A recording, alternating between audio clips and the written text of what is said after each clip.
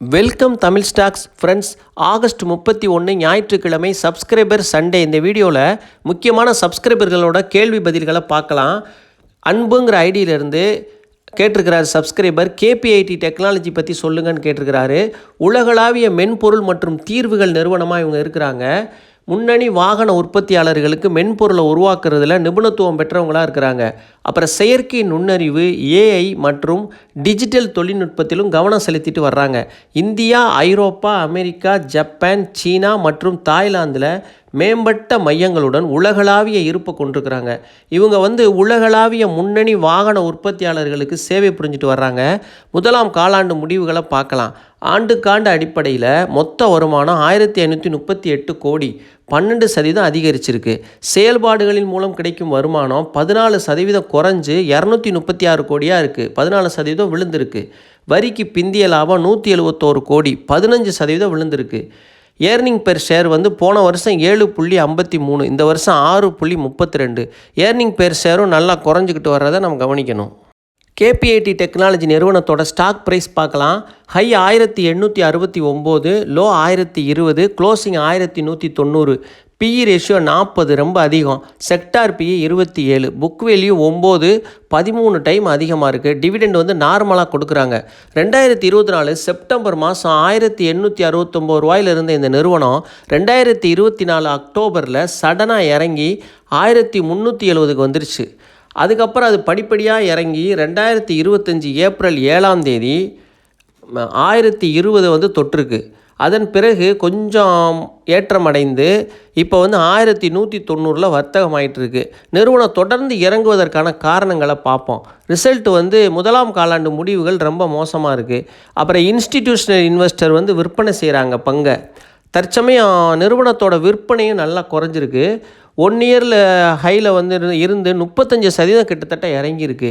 இப்போ கூட இது ஓவர் வேல்யூவாக தான் இருக்குது. 40 பியில் வர்த்தகம் ஆகிட்டுருக்கு. இன்ஃபோசிஸ், டிசிஎஸோடு ஒப்பிடும்போது இது ரொம்ப அதிகமான பியில் வர்த்தகம் ஆகிட்டுருக்கு. புக் வேல்யூ 13 டைம், அதுவும் அதிகமாக தான் இருக்குது. டிசிஎஸ், இன்ஃபோசிஸ்லாம் பார்க்கும்போது இது ரொம்ப விலை அதிகமாக இருக்குது. இருந்தாலும் அதே சமயத்தில் இது ஸ்ட்ராங் ஃபண்டமெண்டல் உள்ள கம்பெனி தான். ஆனால் நிறுவனம் பிஇ ரேஷியோ நல்லா இறங்கிக்கிட்டு இருக்குது. நிறுவனம் லாபத்தில் இருக்கும்போது இந்த பிஇ ரேஷியோவை மக்கள் ஏற்றுக்குருவாங்க, முதலீட்டாளர்கள் ஏற்றுக்குருவாங்க. 40 பிஇ கொடுத்து வாங்க தயாராக இருப்பாங்க. அதே சமயத்தில் நிறுவனம் கொஞ்சம் ப்ராஃபிட்லாம் நஷ்டம் பண்ணியிருக்கும்போது அந்த பிஇ ரேஷியோ முதலீட்டாளர்களுக்கு ஆர்வமாக இல்லை அதை வாங்குறதுக்கு. அதுவும் ஒரு காரணம் இது இறங்குறதுக்கு. அதனால் இது இன்னும் இறங்குறதுக்கு கூட நல்ல வாய்ப்பு இருக்குது. நம்ம பொறுத்திருந்து தான் இதில் முதலீடு செய்யணும். நிறுவனம் நீண்ட கால நோக்கத்தில் பார்க்கும்போது ஸ்ட்ராங் ஃபண்டமெண்டல் உள்ள நிறுவனமாக இருக்குது. இது ஒரு நல்ல வளர்ச்சி எதிர்காலத்தில் இருக்கும்னு நம்ம நம்பலாம். இதுக்கு ஒரு நியாயமான விலைன்னு பார்த்தா 1060க்கு கீழே போகும்போது கன்சிடர் பண்ண தொடங்கலாம். 3 முறை கன்சிடர் பண்ண தொடங்கலாம். இறங்க கன்சிடர் பண்ணலாம். புதுசாக முதலீடு பண்ணுறவங்க 1060க்கு கீழே கன்சிடர் பண்ணலாம். அது மாதிரி இது 990 உடைச்சா வெளியே வர்றது நல்லது. ஏன்னா 990 உடைக்கிறது அதுக்கப்புறம் ரொம்ப கீழே போகிறதுக்கு வாய்ப்பு இருக்குது. இது என்னுடைய சொந்த வச்சுருக்கிறவங்க நீங்கள் ஹோல்டு பண்ணுறது தான் இது நல்லது. பொறுமையாக இருந்து தான் இதுக்கு அடுத்து ஏறுறப்போ வெளியே வர்றது தான் நல்லது. இப்போதைக்கு விற்கிறது நஷ்டத்தில் தான் அவங்களுக்கு முடியும். அதனால் நல்லா இறங்கிருச்சு. நீ ரொம்ப இறங்குறதுக்கு வாய்ப்பு கம்மி தான், அதிகமாக இறங்கியிருக்கு. ஆனால் பிஇ ரேஷியோ வேல்யூ அதிகமாக தான் இருக்குது. இதோட வேல்யூ பார்க்கும்போது ஒரு 800 ரூபா தான் பெறும். அந்த வேல்யூவில் தான் இருக்குது. அந்த வேல்யூ தான் இது பெறும். அதனால் 990 உடைச்சா வெளியே வந்துடுறது நல்லது. நீங்களும் யோசித்து ஒரு நல்ல முடிவாக எடுங்க. இது என்னுடைய சொந்த கருத்து. நம்ம சப்ஸ்கிரைபர் தேவ் ஆசீர்வாதம்ங்கிற ஐடியிலேருந்து கேட்டிருக்கிறாரு. 2 ஸ்டாக் பற்றி கேட்டிருக்கிறாங்க. ஒன்று மிட்டல் லைஃப் ஸ்டைலு, இன்னொன்று பராஸ் பெட்ரோ. முதல்ல மிட்டல் லைஃப் ஸ்டைல் பற்றி பார்ப்போம். 2005 நிறுவப்பட்ட இந்த நிறுவனம் இந்தியாவை தலைமையிடமாக கொண்டிருக்கிறாங்க. ஜவுளித்துறையில் பல்வேறு வகையான துணிகளை வழங்கிட்டு வர்றாங்க. ஆயத்த ஆடைகள் தயாரிப்பதில் நிபுணத்துவம் பெற்றவங்களாக இருக்கிறாங்க. இவங்க சர்வதேச தரத்தில் ஆயத்த ஆடைகளை தயார் செய்து இந்தியா மற்றும் ஐரோப்பாவிலையும் விற்பனை செஞ்சுட்டு வர்றாங்க. முதலாம் காலாண்டு முடிவுகள் பார்ப்போம். மொத்த வருமானம் 21 கோடி, ஆண்டுக்காண்டு 61% அதிகரிச்சிருக்கு. செயல்பாடுகளின் மூலம் கிடைத்த வருவாய் 96% விழுந்திருக்கு. வரிக்கு பிந்திய லாபம் 95% விழுந்திருக்கு. இபிஎஸ் தொடர்ந்து குறைஞ்சிக்கிட்டே வருது. ஸ்டாக் ப்ரைஸ் பார்க்கலாம். ஹை 2 ரூபா 65 பைசா, லோ வந்து ₹1.42, க்ளோசிங் ₹1.61. இது ஒரு பென்னி ஸ்டாக்கு. நிறுவன ஃபண்டமெண்டல் ரொம்ப வீக்காக இருக்குது. இதிலிருந்து ஒதுங்கி இருக்கிறது தான் ரொம்ப நல்லது. பென்னி ஸ்டாக்கை பொறுத்தவரையில் அதிகபட்சமாக ₹1000, அதிகபட்சம் 2000 நல்ல நிறுவனமாக இருந்தால், சுமாரான நிறுவனமாக இருந்தால் ₹500, ₹1000 மட்டும்தான் முதலீடு பண்ணணும். அதிகமான தொகையை முதலீடு பண்ணிவிட்டு பெரிய ஆபத்தில் மாட்டிக்கிற கூடாது. அதனால் கவனமாக இருங்க. பென்னி ஸ்டாக்கை தேர்ந்தெடுக்கிறது ரொம்ப கவனமாக இருக்கணும். முதலீடு வந்து ₹1000 மேலே பண்ணக்கூடாது. இதுதான் பென்னி ஸ்டாக்கில் நான் சொல்கிற கருத்து. இந்த மிட்டல் லைஃப் ஸ்டைல் ஸ்டாக்கில் கன்சிடர் பண்ணணும்னு நீங்கள் நினச்சிங்கன்னா ₹1.05 வந்தால் கன்சிடர் பண்ணலாம். 90 பைசா உடச்சா வெளியே வந்துடணும். அதுக்கு மேலே கீழே ரொம்ப போயிடும். அதனால் இதில் கவனமாக நீங்கள் இருக்கணும். பெரிய தொகையை கொண்டு போய் பென்னி ஸ்டாக்கில் முதலீடு பண்ணக்கூடாது. அதிகபட்சம் ₹1000 ₹2000 முதலீடு பண்ணலாம். அதுக்கு மேலே முதலீடு பண்ணக்கூடாது. ஏன்னா அது போனால் போகுது வந்தால் வருதுன்ற மாதிரி தான். இது வந்து உறுதி இல்லை. எந்த தகவலும் நமக்கு தெளிவாக கிடைக்காது. அதனால் கவனமாக இருக்கணும். நீங்கள் ₹500, ₹1000, ₹1500, இதுக்கு ₹2000 தான் மேக்ஸிமம். இதுக்குள்ளே தான் நீங்கள் முதலீடு பண்ணணும். இதுதான் பென்னி ஸ்டாக்கில் நம்ம தெரிஞ்சுக்கிற வேண்டிய விஷயம். அப்புறம் வந்து 2வது வந்து தேவ ஆசீர்வாதம்ங்கிற ஐடியிலேருந்து அவங்க கேட்ட 2வது கேள்வி பராஸ் பெட்ரோ நிறுவனம் பற்றி கேட்டிருக்கிறாங்க. 1991ஆம் ஆண்டு இணைக்கப்பட்ட இது ஒரு இந்திய நிறுவனம். சூரத்தோட பராஸ் குழுமத்தை சேர்ந்த இந்த நிறுவனம் நைலான், பாலிஸ்டர் நூல் மற்றும் உற்பத்தி, துணி வர்த்தகத்திலும் ஈடுபட்டு வர்றாங்க. பாதகமான சந்தைச்சூழல் காரணமாக நிறுவனம் நிறுத்தப்பட்டுச்சு. இதனால் நிறுவனம் வந்து கடன் நிலைமைக்கு தள்ளப்பட்டுச்சு. முதலாம் காலாண்டு முடிவுகள் பார்க்கலாம். மொத்த விற்பனை வந்து ஆண்டுக்காண்டு அடிப்படையில் 8% விழுந்திருக்கு. செயல்பாடுகளின் மூலம் கிடைக்கும் வருவாய் 48% அதிகமாக இருக்குது. ஸ்டாக் ப்ரைஸ் பார்ப்போம். ஹை வந்து 4.14, லோ வந்து 2.11, க்ளோசிங் 2.41. பிஇ டீட்டெயில் எதுவும் இல்லை. ரிசல்ட்டு போதுமான அளவுக்கு இல்லை. ரிசல்ட்டு மோசமாக தான் இருக்குது. ₹2.20 கன்சிடர் பண்ணலாம். ஸ்விங் ட்ரேடிங்க்கு 1.90 உடச்சா வெளியே வந்துடணும். அதிக பணத்தை இந்த ஸ்டாக்கில் போய் முதலீடு பண்ணக்கூடாது. நிறுவனம் வந்து இப்போதைக்கு கடனில் தான் இருக்குது. பிஸ்னஸ் அவ்வளோவா அவங்க இது பண்ணலை, எல்லாம் நிறுத்தி வச்சுருக்கிறாங்க. தற்சமயம் வேறு பிஸ்னஸ்க்கு ஐடியா பண்ணிக்கிட்டு இருக்காங்கன்னு நினைக்கிறேன். அதனால் கவனமாக இருங்க. அதிகபட்சம் ₹1000 மேலே முதலீடு பண்ணாதீங்க இந்த மாதிரி நிறுவனத்தில். இப்போதைக்கு நீங்கள் வச்சுருந்தீங்கன்னா கொஞ்சம் ஏறவும் வெளியே வந்துடுங்க. இப்போதைக்கு அதிகமாக ஏறுறதுக்கு வாய்ப்பில்லை. ஏன்னா ரிசல்ட் ரொம்ப மோசமாக இருக்குது. தேவையான டீட்டெயில் எதுவும் இல்லை. பி ரேஷியோ டீட்டெயில் எதுவுமே இல்லை நிறுவனத்தில். அதனால் கவனமாக இந்த நிறுவனத்தில் முதலீடு பண்ணுங்கள். நண்பர்களே, பென்னி ஸ்டாக் பற்றி எனக்கு தெரிஞ்ச விஷயங்களை நான் சொல்கிறேன். அது உங்களுக்கும் பயனுள்ளதாக இருக்கும். பென்னி ஸ்டாக்கை பற்றி கேள்விகள் கேட்குறீங்க. ஆனால் பென்னி ஸ்டாக்கை பற்றி நம்ம அனலைஸ் பண்ணுறதுல எந்த பலனும் இல்லை. நிறையா நேரங்கள் தான் வீணாகும். அதே சமயம் அதில் சரியான தகவல்களை நம்ம எடுக்க முடியாது. பிஇ ரேஷியோ இருக்காது, புக் வேல்யூ இருக்காது, கம்பெனியோட ஃபைனான்ஷியல் ஸ்டேட்மெண்ட் கூட சரியாக கிடைக்காது. இந்த மாதிரி சூழ்நிலையில் இருக்குது. பென்னி ஸ்டாக்கை நம்ம எப்படி பயன்படுத்தலாம் அப்படின்னு நம்ம பார்த்தோம்னா, பென்னி ஸ்டாக்கை நம்ம வாங்கணும்னு விருப்பப்பட்டோம்னா அதிகபட்சமாக ₹500, ₹1000, ₹1500, ₹2000, மேக்ஸிமம் ₹2000, ₹10 கூட தாண்டக்கூடாது. அதுக்குள்ளே தான் நீங்கள் வாங்கி முதலீடு பண்ணணும். போனால் உங்களுக்கு கவலை வரக்கூடாது. ₹2000 போச்சுன்ற ஒரு கவலை இல்லாமல் இருக்காது. ₹2000 பெரிய விஷயந்தான். இருந்தாலும் உங்களுக்கு உங்கள் விருப்பத்துக்காக நீங்கள் வாங்குறீங்கன்னு சொன்னால் அந்த ₹2000 இழந்தால் கூட நீங்கள் வருத்தப்படக்கூடாது. ஏன்னா அதை நீங்கள் அது ஒரு லாட்டரியாக தான் நினச்சி வாங்கணும். அந்த மாதிரி தான் பென்னி ஸ்டாக்கை பயன்படுத்தணும்னு நான் பல முறை சொல்லியிருக்கேன். இப்போ நீங்கள் ஏதோ ஒரு ஸ்டாக்கை பற்றி கேட்குறீங்கன்னா அதை பற்றி அனலைஸ் பண்ணுறதுல நேரம் தான் வீணாகும்.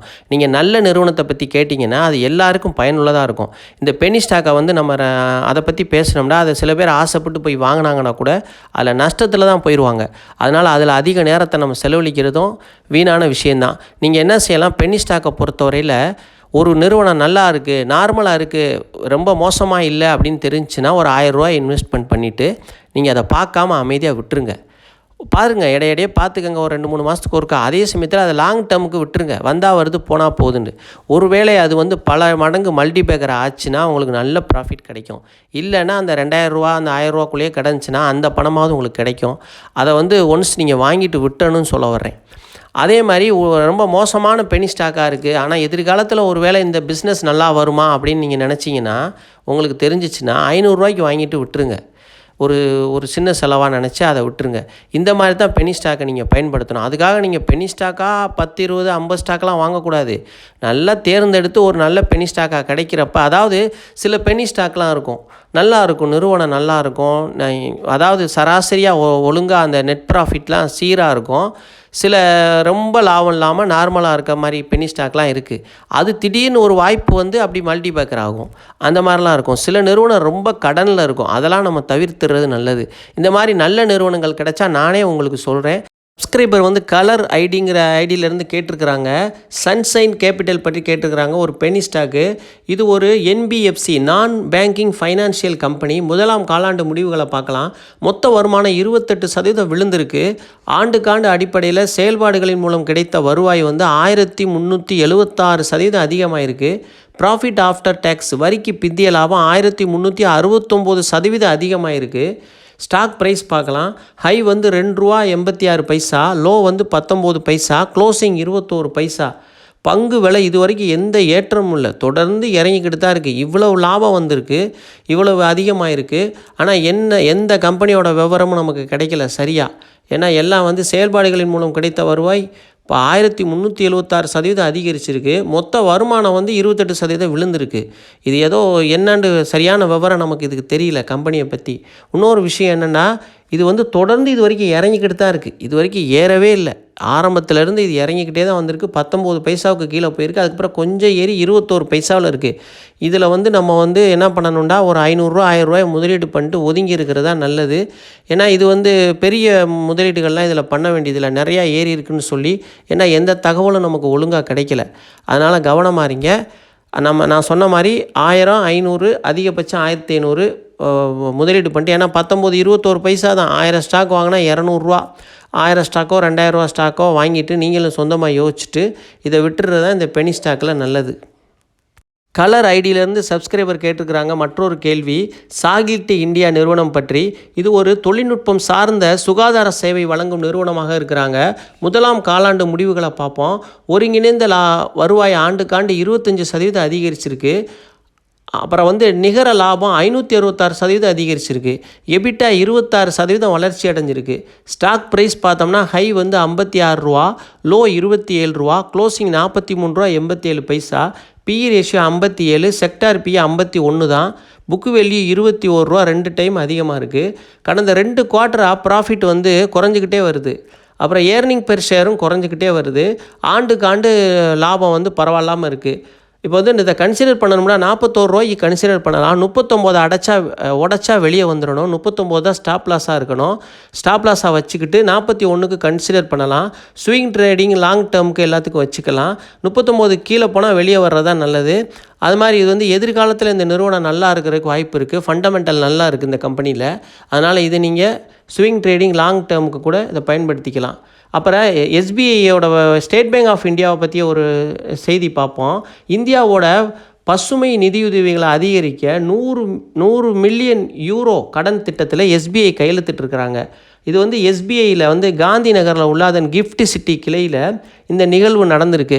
இந்த நிதியை கொண்டு இவங்க வந்து பூமி வெப்பமடைதலை குறைக்கவும், காலநிலை மாற்றத்துக்கு ஏற்படும் சேதங்களை வந்து தவிர்க்கவும், சேதங்களை வந்து குறைக்கவும் இது வந்து இந்த நிதி பயன்படும்னு சொல்லியிருக்கிறாங்க. அப்புறம் அவங்களோட உள்கட்டமைப்பை வலுப்படுத்துவதற்கு இந்த நிதியை வச்சு அவங்க பயன்படுத்த போகிறாங்க. இது வந்து எஸ்பிஐக்கு ஒரு பாசிட்டிவான செய்தியாக பார்க்கலாம். நாட்டின் மிகப்பெரிய எண்ணெய் நிறுவனமான ஐஓசி, இந்தியன் ஆயில் கார்ப்பரேஷன், அடுத்த 5 ஆண்டுகளில் எண்ணெய் சுத்திகரிப்பு மற்றும் எரிபொருள் சந்தைப்படுத்துதல், பெட்ரோ கெமிக்கல், இயற்கை எரிவாயு மற்றும் புதுப்பிக்கத்தக்க எரிசக்தி ஆகியவற்றில் முக்கிய செயல்பாடுகளை வந்து விரிவுபடுத்த போகிறாங்க. அதுக்காக அவங்க 1.66 லட்சம் கோடியை முதலீடு செய்கிறதுக்கு திட்டமிட்டிருக்காங்கன்னு சொல்லி அதன் தலைவர் அரவிந்த் சிங் சக்னி தெரிவிச்சிருக்கிறாங்க. இது வந்து ஐஓசிக்கு மிகவும் பாசிட்டிவான நியூஸாக பார்க்கலாம். தமிழ் ஸ்டாக் சேனலுக்கு ஆதரவு அளித்த அனைவருக்கும் மிக்க மிக்க நன்றி.